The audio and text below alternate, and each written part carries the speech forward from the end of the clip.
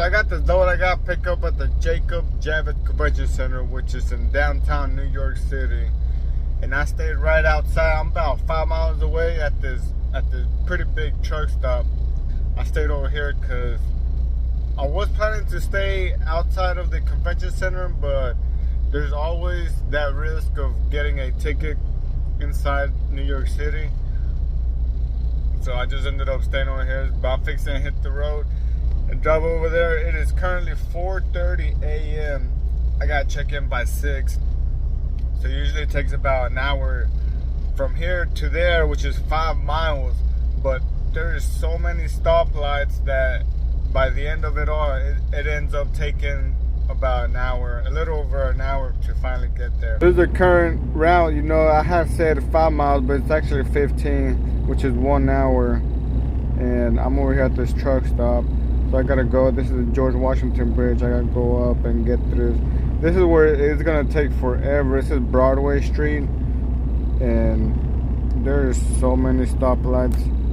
From this point to this point, this is not the actual route that I'm gonna take, but that's just what it's giving me. But I'm gonna get on this road, which is Broadway Street, and just go all the way. But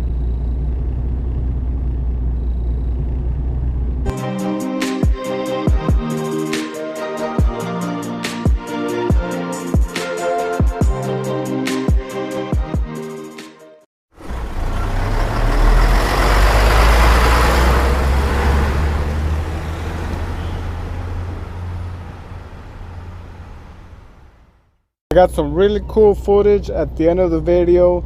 If you're interested in seeing that of downtown New York City, you know, stick around to the end. 32 years ago on this day, my mother brought me into this world. May God rest her soul. Never in my life did I imagine becoming a truck driver, much less an over-the-road truck driver. Do you know why you decided to become a truck driver? I want you to go back in time and try to remember the moment that you decided to become one.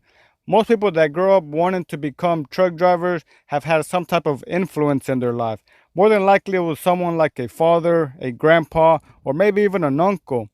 Another possible reason that would lead a kid to grow up wanting to drive a semi is if they grew up in a big city where they saw trucks everywhere.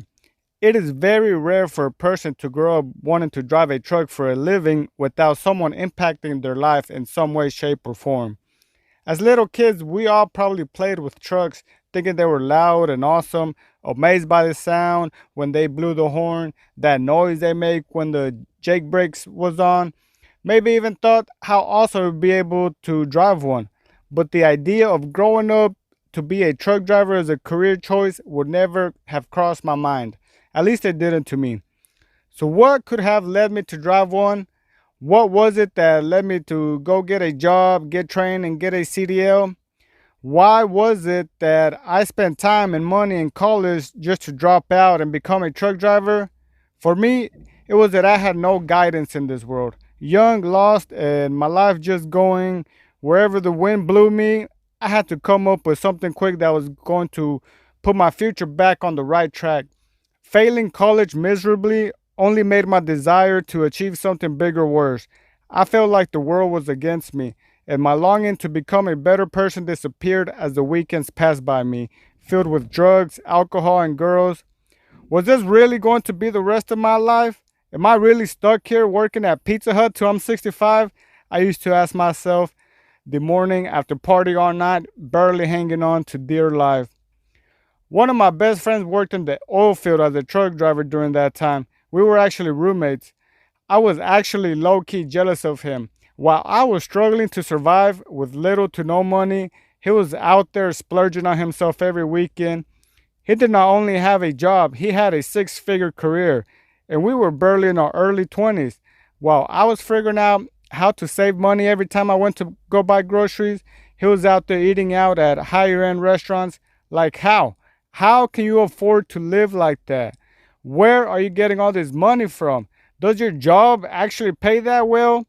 We never talked about money or his job, but I had an idea of how much he was making just by the way he spent it. Not a single flinch on his face when the bill came and decided to pay for everybody. I don't know if it was pride, ego, or what, but I finally decided to go up to him and ask him for help. I needed to get my CDL. I needed him to assist me to get into the doors where he worked. If he could just get me an interview, I was certain and confident that I would take care of the rest. I had to. There were no other options available to me. If I failed my interview, I was bound to suffer for the rest of my life. That was my mindset.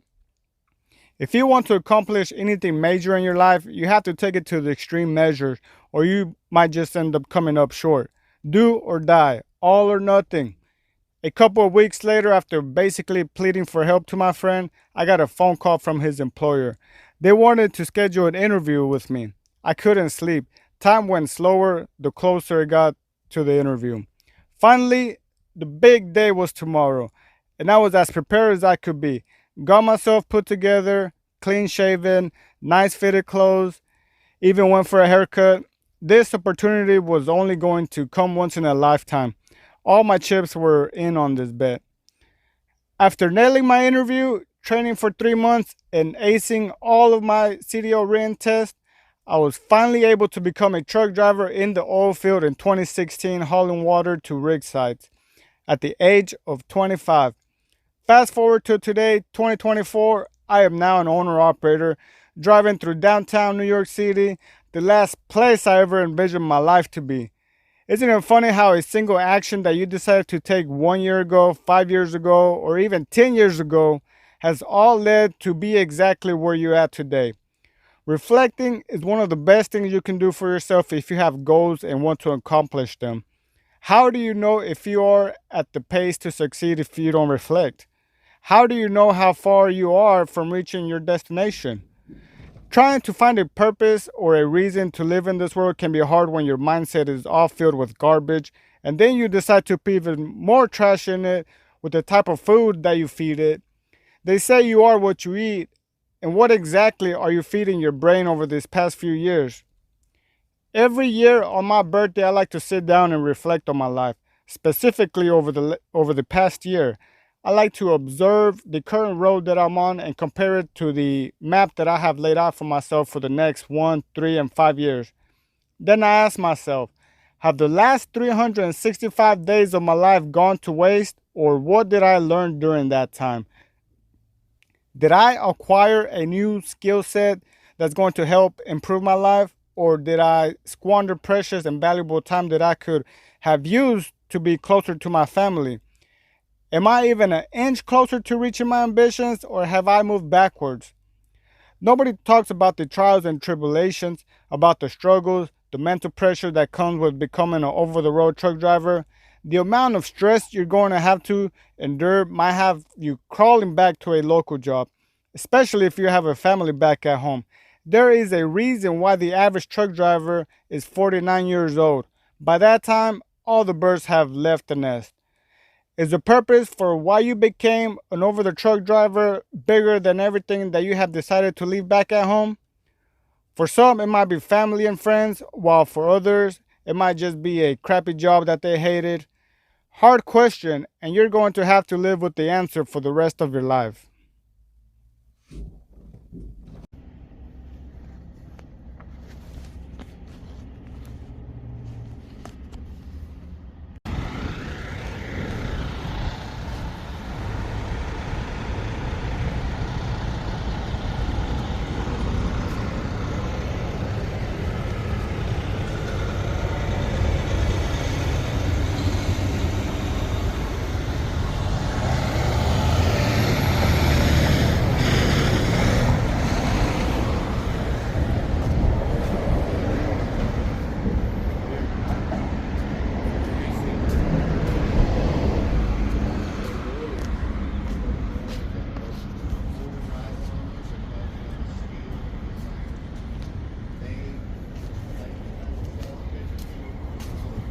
So I just got done checking in here at the convention center, and I gotta wait for them to call me. It is currently 6:15 a.m.